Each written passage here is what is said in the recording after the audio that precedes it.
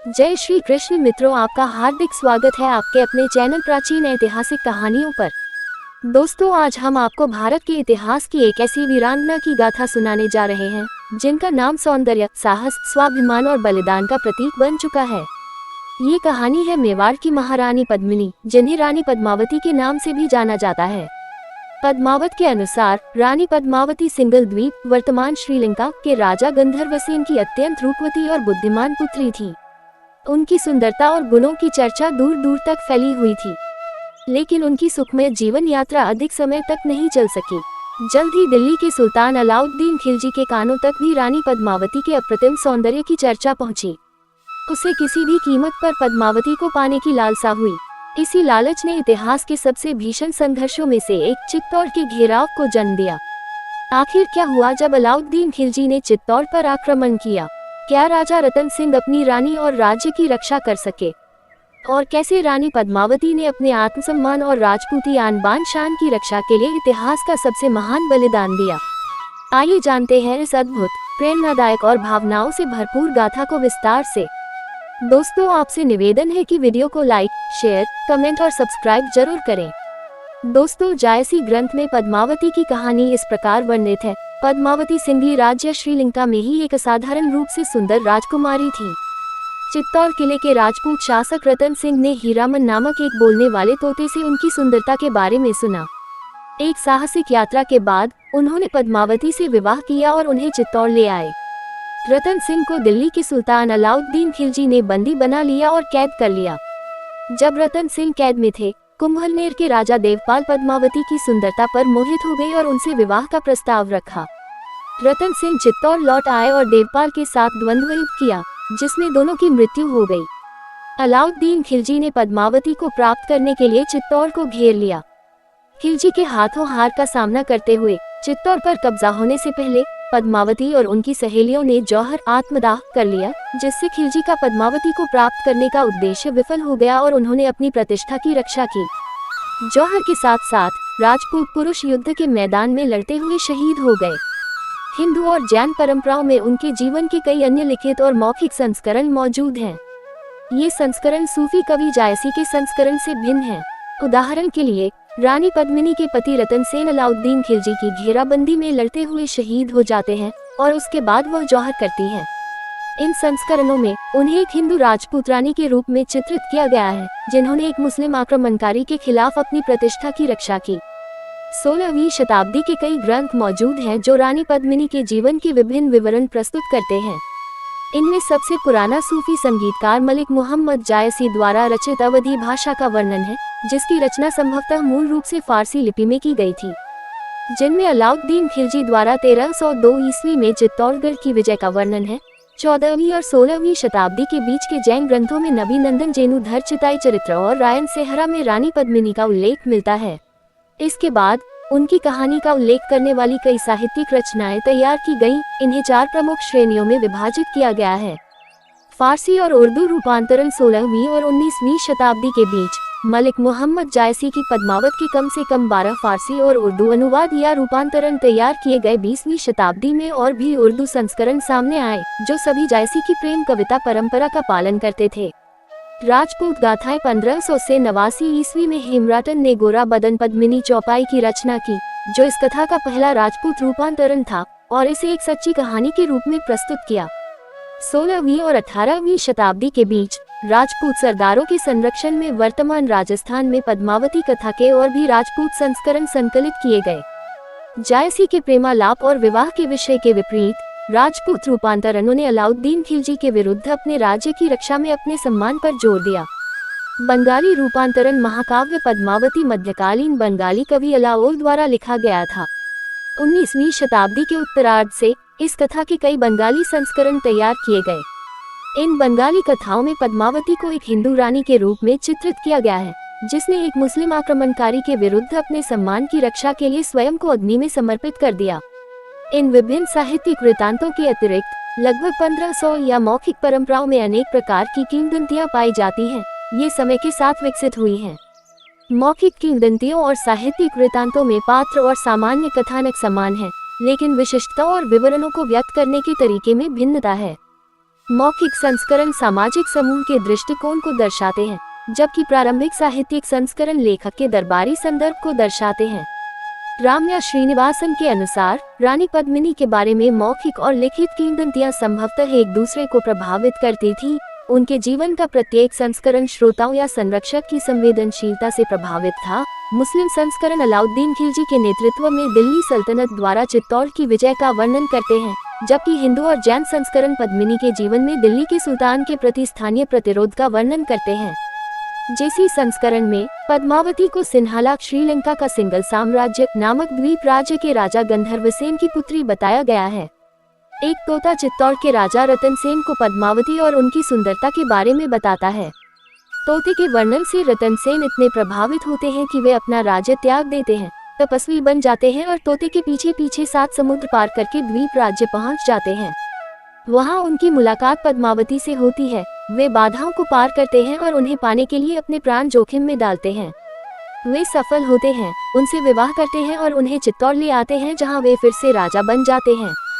रतनसेन एक ब्राह्मण विद्वान को दुराचार के लिए निष्कासित कर देते हैं, जो फिर सुल्तान अलाउद्दीन के पास पहुंचकर उन्हें सुंदर पद्मावती के बारे में बताता है। सुल्तान पद्मावती के प्रति आसक्त हो जाता है और उन्हें पाने की चाह में चित्तौड़ पर आक्रमण कर देता है।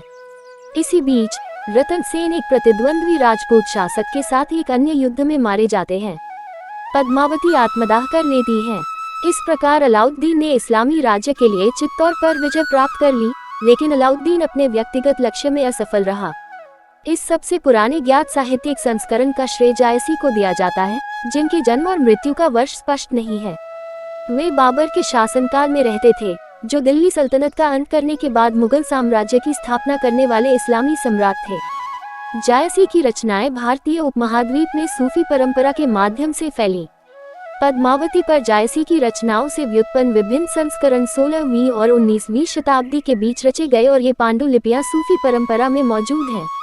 एक संस्करण में राजकुमारी पद्मावती हीरामन नामक एक बोलने वाले तोते की करीबी दोस्त बन जाती है। वह और तोता साथ मिलकर वेदों का अध्ययन करते थे। उनके पिता को अपनी बेटी के साथ तोते की निकटता पसंद नहीं आई और उन्होंने पक्षी को मारने का आदेश दिया। घबराया हुआ तोता राजकुमारी को अलविदा कहकर अपनी जान बचाने के लिए उड़ गया। उसे एक पक्षी पकड़ने वाले ने पकड़ लिया और एक ब्राह्मण को बेच दिया। ब्राह्मण उसे चित्तौड़ ले गया, जहां स्थानीय राजा रतनसेन ने उसकी बोलने की क्षमता से प्रभावित होकर उसे खरीद लिया।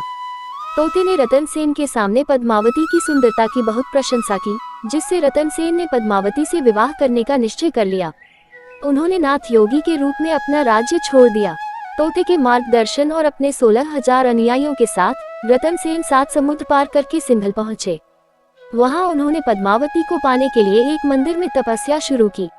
इसी बीच तोते की सूचना पर पद्मावती मंदिर आई, लेकिन रतनसेन से मिले बिना ही जल्दी से अपने महल लौट गईं। महल पहुंचते ही उन्हें रतनसेन की याद सताने लगी। इसी बीच रतनसेन को एहसास हुआ कि उन्होंने पद्मावती से मिलने का एक सुनहरा अवसर खो दिया है। हताशा में उन्होंने आत्मदाह करने का निर्णय लिया, लेकिन शिव और पार्वती देवताओं ने उन्हें रोक दिया। शिव की सलाह पर रतनसेन और उनके अनुयायियों ने सिंघल राज्य के शाही किले पर हमला किया। वे पराजित हुए और उन्हें तब भी बंदी बना लिया गया जब वे तपस्वियों के वेश में थे। जैसे ही रतनसेन को फांसी दी जाने वाली थी, उनके राजकवि ने बंदी बनाने वालों को बताया कि वे चित्तौड़ के राजा हैं। तब गंधर्वसेन ने पद्मावती का विवाह रतनसेन से करवाया और रतनसेन के साथ आए 16,000 पुरुषों के लिए सिंघल की 16,000 पद्मिनी महिलाओं की व्यवस्था भी की। कुछ समय बाद रतनसेन को एक संदेशवाहक पक्षी से पता चला कि उनकी पहली पत्नी नागमती चित्तौड़ में उनका इंतजार कर रही है। रतनसेन ने अपनी नई पत्नी पद्मावती, अपने 16,000 अनुयायियों और उनके 16,000 साथियों के साथ चित्तौड़ लौटने का फैसला किया। यात्रा के दौरान सागर देव ने रतनसेन को दुनिया की सबसे सुंदर स्त्री को जीतने के घमंड के कारण दंडित किया। रतनसेन और पद्मावती को छोड़कर सभी लोग तूफान में मारे गए। पद्मावती सागर देव की पुत्री लक्ष्मी के द्वीप पर फंस गईं। रतनसेन को सागर देव ने बचाया। लक्ष्मी ने पद्मावती के प्रति रतनसेन के प्रेम की परीक्षा लेने का फैसला किया। उन्होंने पद्मावती का वेश धारण किया और रतनसेन के सामने प्रकट हुई, लेकिन राजा मूर्ख नहीं बने। तब सागर देव और लक्ष्मी ने रतनसेन और पद्मावती का पुनर्मिलन कराया और उन्हें उपहार दिए। इन उपहारों से रतनसेन ने पुरी में एक नया दल तैयार किया और पद्मावती के साथ चित्तौड़ लौट आए। चित्तौड़ में रतन सेन की दो पत्नियों नागमती और पद्मावती के बीच प्रतिद्वंद्विता विकसित हो गई। कुछ समय बाद रतन सेन ने राघव चेतन नामक एक ब्राह्मण दरबारी को धोखाधड़ी के आरोप में निर्वासित कर दिया। राघव दिल्ली के सुल्तान अलाउद्दीन खिलजी के दरबार में गया और उसे असाधारण रूप से सुंदर पद्मावती के बारे में बताया। अलाउद्दीन ने पद्मावती को प्राप्त करने का निश्चय किया और चित्तौड़ को घेर लिया। रतन सेन ने उसे भेंट देने पर सहमति जताई, लेकिन पद्मावती को देने से इनकार कर दिया। चित्तौड़ किले पर विजय प्राप्त करने में असफल रहने के बाद अलाउद्दीन ने रतन सेन के साथ शांति संधि का ढोंग किया। उसने छल से रतन सेन को बंदी बना लिया और उसे दिल्ली ले गया। पद्मावती ने रतन सेन के वफादार सामंतों गोरा और बादल से मदद मांगी, जो अपने अनुयायियों के साथ पद्मावती और उसकी महिला साथियों के वेश में दिल्ली पहुंचे। उन्होंने रतन सेन को बचाया। गोरा दिल्ली की सेनाओं से लड़ते हुए मारा गया, जबकि रतन सेन और बादल सुरक्षित रूप से चित्तौड़ पहुंच गए। इसी बीच चित्तौड़ के पड़ोसी कुंभलनेर के राजपूत राजा देवपाल भी पद्मावती पर मोहित हो गए थे। जब रतन सेन दिल्ली में कैद थे, तब उन्होंने एक दूत के माध्यम से पद्मावती को विवाह का प्रस्ताव दिया। जब रतन सेन चित्तौड़ लौटे, तो उन्होंने इस अपमान के लिए देवपाल को दंडित करने का निश्चय किया। इसके परिणामस्वरूप हुए एकल युद्ध में देवपाल और रतन सेन एक दूसरे को मार डाला। इसी बीच अलाउद्दीन ने पद्मावती को प्राप्त करने के लिए एक बार फिर चित्तौड़ पर आक्रमण किया। अलाउद्दीन के हाथों निश्चित हार का सामना करते हुए नागमती और पद्मावती ने चित्तौड़ की अन्य महिलाओं के साथ मिलकर सामूहिक आत्मदाह जौहर कर ली, ताकि वे पकड़ी न जाएं और अपनी प्रतिष्ठा की रक्षा कर सकें। चित्तौड़ के पुरुषों ने अलाउद्दीन के विरुद्ध अपनी जान की बाजी लगा दी और विजय के बाद अलाउद्दीन को एक खाली किला ही प्राप्त हुआ। रतन सेन और पद्मावती ने खिलजी की साम्राज्यवादी महत्वाकांक्षाओं को पराजित कर दिया, क्योंकि उन्होंने आत्मसमर्पण करने से इनकार कर दिया और इसके बजाय स्वयं को नष्ट कर दिया। मित्रों, यदि आपको रानी पद्मावती की यह प्रेरणादायक गाथा पसंद आई हो, तो वीडियो को लाइक करें, अपने मित्रों और परिवार के साथ शेयर करें और ऐसे ही भारत के वीर वीरांगनाओं, धर्म, इतिहास और गौरवशाली परंपराओं की अनसुनी गाथाएं सुनने के लिए हमारे चैनल प्राचीन ऐतिहासिक कहानियां को सब्सक्राइब करना बिल्कुल न भूलें। आप सभी का बहुत बहुत धन्यवाद। जय मां भवानी, जय मेवाड़, जय हिंद, जय श्री कृष्ण।